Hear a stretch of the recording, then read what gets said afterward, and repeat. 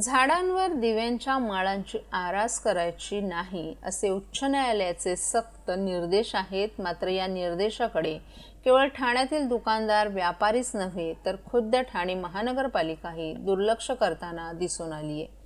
दिवाळीच्या निमित्तानं संपूर्ण ठाणे शहर दिव्यांच्या रोषणाईनं उजळून निघत आहे। घराघरांवर आणि रस्त्यांवर दिव्यांच्या माळा लखलखत आहेत। विजेच्या खांबांवर सुद्धा दिव्यांच्या माळा मोर फुलपाखरे यांच्या प्रतिकृतीत झळकत आहेत। अशी सजावट जरी काहीशी योग्य वाटत असली तरी सजावटीच्या नावे झाडांवरही माळांच्या आराशी लावल्या जात आहेत। झाडांवर अशी रोषणाई करणं हे झाडांच्या आयुष्यासाठी अत्यंत हानिकारक आहे। रोषणाई झाडांवर वास्तव्यास असलेल्या सर्व प्रकारच्या जीवजंतूंना अत्यंत धोक्याची आहे। झाडांवर केल्या जाणाऱ्या अशा रोषणाईमुळे झाडांच्या नैसर्गिक दिनचर्येला हानी पोहोचते। या रोषणाईमुळे झाडांवर असलेल्या पक्ष्यांना अपंगत्व येतं, त्यांच्या प्रजननाला बाधा पोहोचत आहे। अनेक पक्ष्यांच्या प्रजाती नष्ट होऊ लागल्यात। झाडांवर असलेल्या अनेक पिढ्यांचं अस्तित्व नष्ट होत आहे, असं गंभीर निरीक्षण पर्यावरण अभ्यासक रोहित जोशी यांनी केले। झाडांवर केल्या जाणाऱ्या विजेच्या रोषणाईच्या विरोधात ते उच्च न्यायालयात गेले असून न्यायालयाने असं करण्यास मनाई केली आहे। मात्र न्यायालयाचे निर्देश बाजूला सारून सर्रासपणे ठाण्यामध्ये झाडांवर विजेच्या माळा लटकवण्यात आल्यात।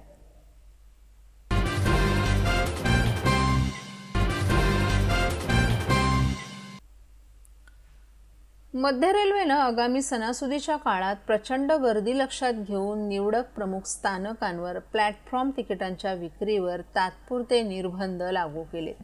प्लॅटफॉर्मवरील गर्दीचं व्यवस्थापन करणं आणि स्टेशन परिसरात प्रवाशांची हालचाल सुरळीतपणे सुनिश्चित करणं हे याचं उद्दिष्ट आहे। दिवाळी सण आणि छटपूजेदरम्यान प्लॅटफॉर्म तिकीट विक्रीचे निर्बंध 8 नोव्हेंबरपर्यंत लागू आहेत। छत्रपती शिवाजी महाराज टर्मिनस, दादर, लोकमान्य टिळक टर्मिनस, ठाणे, कल्याण, पुणे आणि नागपूरला हे निर्बंध आहेत। ज्येष्ठ नागरिक आणि वैद्यकीय गरजा असलेल्यांना प्रवास सुलभ व्हावा यासाठी या निर्बंधांमधून सूट देण्यात आली आहे। सणासुदीच्या काळात सुरळीत आणि सुरक्षित प्रवासाचा अनुभव घेण्यासाठी प्रवाशांनी त्यानुसार नियोजन करावं आणि नवीन नियमांचं पालन करावं अशी विनंती करण्यात आली आहे।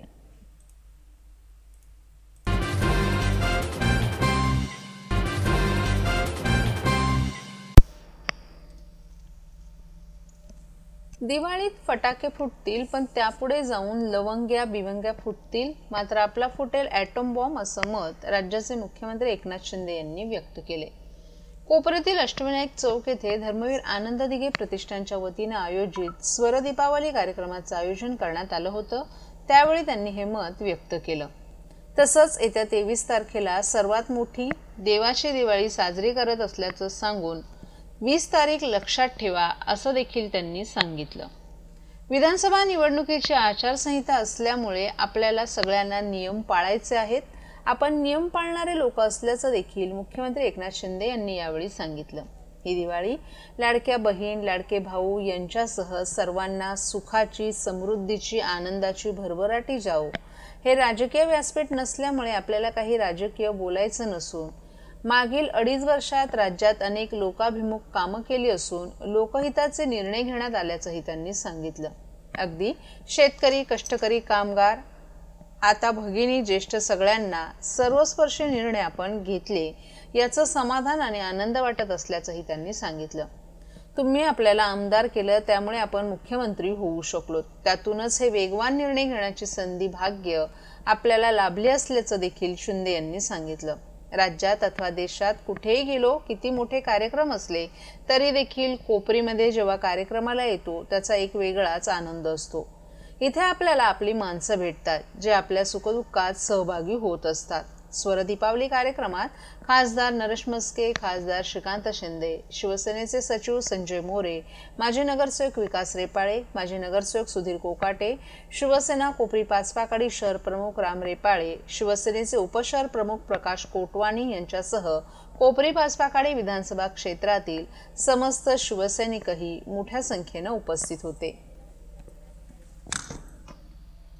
महाराष्ट्रातील भगिनींना आधार देणारी राज्य शासनाची मुख्यमंत्री माझी लाडकी बहीण योजना।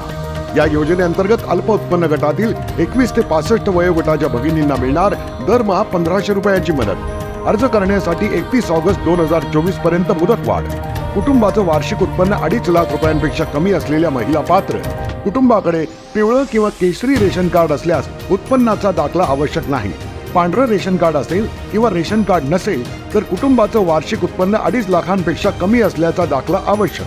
योजनेसाठीचा ऑनलाईन अर्ज नारी शक्ती दूत ॲपवरून किंवा पोर्टलवर भरता येईल. ज्या भगिनींना ऑनलाईन अर्ज भरता येत नसेल त्यांच्यासाठी अंगणवाडी, ग्रामपंचायत, वॉर्ड ऑफिस, सेतू सुविधा केंद्रामध्ये किंवा आशाताई बचत गटाच्या CRP यांची मदत उपलब्ध. आता आपल्याला अभिमानानं म्हणता येईल, सुखी आणि सुरक्षित आहे माझी लाडकी बहीण.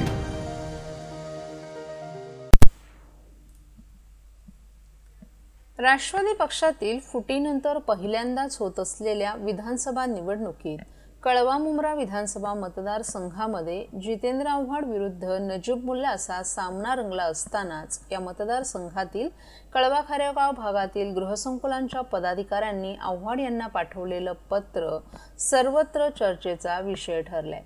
यामध्ये आमदार जितेंद्र आव्हाड तुम्ही प्रचार करू नका, तुमचं काम बोलतंय अशा आशयाचा मजकूर आहे. राष्ट्रवादी पक्षाच्या फुटीनंतर ठाणे जिल्ह्यातही पक्षात उभी फूट पडली. आमदार जितेंद्र आव्हाड यांनी शरद पवार यांची साथ दिली तर आव्हाड यांचे एकेकाळचे कट्टर समर्थक नजीब मुल्ला आणि आनंद परांजपे यांनी अजित पवार यांची साथ दिली. तेव्हापासून या दोन्ही गटात एकमेकांवर आरोप प्रत्यारोपांची लढाई सुरू आहे. कळवा मुंब्रा विधानसभा मतदारसंघातून जितेंद्र आव्हाड हे 3दा निवडून आलेत. या मतदारसंघातून राष्ट्रवादीचे सर्वाधिक नगरसेवक निवडून येतात. यामुळे हा परिसर राष्ट्रवादीचा बालेकिल्ला म्हणून ओळखला जातो. त्यामुळे यंदाच्या निवडणुकीत हा बालेकिल्ला कोणत्या पवारांचा असेल हे स्पष्ट होईल. कळवा मुंब्रा विधानसभा मतदारसंघातून राष्ट्रवादी शरद पवार पक्षानं जितेंद्र आव्हाड यांना पुन्हा निवडणुकीच्या रिंगणात उतरवले. त्यांच्या विरोधात राष्ट्रवादी अजित पवार या पक्षानं नजीब मुल्ला यांना उमेदवारी दिली आहे. यामुळे येथे गुरुशिष्याची लढाई होणार आहे. या दोन्ही नेत्यांनी उमेदवारी अर्ज दाखल करताना जोरदार शक्तीप्रदर्शन केलं असून त्याचबरोबर दोन्ही नेते मतदारांच्या गाठीभेटी घेण्यासाठी मेळावे घेत आहेत. असं असतानाच या मतदारसंघातील कळवा खारेगाव भागातील गृहसंकुलांच्या पदाधिकाऱ्यांनी आव्हाड यांना पाठवलेलं पत्र सर्वत्र चर्चेचा विषय बनलंय. यामध्ये जितेंद्र आव्हाड तुम्ही प्रचार करू नका, तुमचं काम बोलतंय अशा आशयाचा मजकूर आहे. Vastu Anand, Gopinath tower, Chawandai residency, Vedant park, Sai Vihar, Raj park, Vaishnavi Dham, Virat, Samruddhi height यांच्यासह इतर संकुलांनी असे पत्र आव्हाड यांना पाठवले.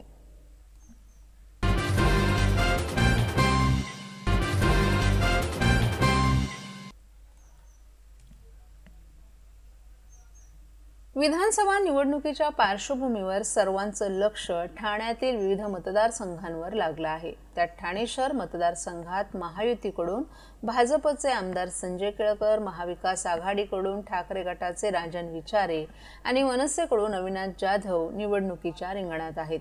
29 ऑक्टोबर रोजी उमेदवारी अर्ज भरण्याची मुदत संपल्यानंतर आता आयोगाकडून अर्जांची छाननी सुरू झाली आहे. त्यात ठाकरे गटाचे राजन विचारे यांनी भाजपच्या संजय केळकर यांच्या उमेदवारी अर्जावर आक्षेप घेतलाय.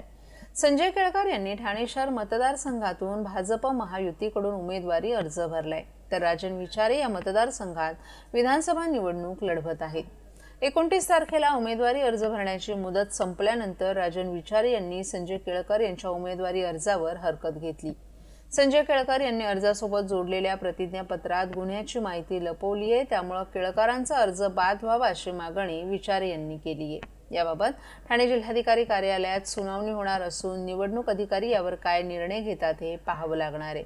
राजन विचारेंनी घेतलेली हरकत मान्य करत निवडणूक अधिकाऱ्यांनी संजय केळकर यांचा उमेदवारी अर्ज बाद केला तर ठाणे शहर मतदारसंघात राजन विचारेंविरुद्ध मनसेचे अविनाश जाधव अशी लढत होण्याची शक्यता आहे. जर फॉर्म बाद न करण्याचा निर्णय निवडणूक अधिकाऱ्यांनी घेतला तर ठाण्यात तिरंगी सामना रंगणार आहे. की त्या ठिकाणी आमचं ऑब्जेक्शन त्या ठिकाणी फेटाळलं आणि सांगितलं कोर्टात जा. म्हणजे ही जर त्यांची भाषा असेल तर मला वाटतं न्याय कोणाला मिळणार. आज सर्वसामान्य बघितलं असेल माणूस आज कित्येक ठिकाणी कोर्ट कचेऱ्यामध्ये सुद्धा 2-2, 3-3 वर्ष त्या ठिकाणी सुप्रीम कोर्ट सारख्या ठिकाणी सुद्धा जात आहेत. हायकोर्टात सुद्धा तीच प्रक्रिया चालू आहे. आज काय ह्यासाठी न्याय कुठे मागायचा. आज सर्वसामान्य हवादिल झालेला आहे. आणि बघा तुम्ही आता लोकांनी मतदारांनी ह्याकडे गंभीर बाबीकडे लक्ष ठेवावं की तुमच्यावरती झालेला गुन्हा दाखल असताना सुद्धा तुम्ही जर गुन्हे हे लपवत असतील तर मला वाटतं मतदारांनी याचा निर्णय घ्यावा.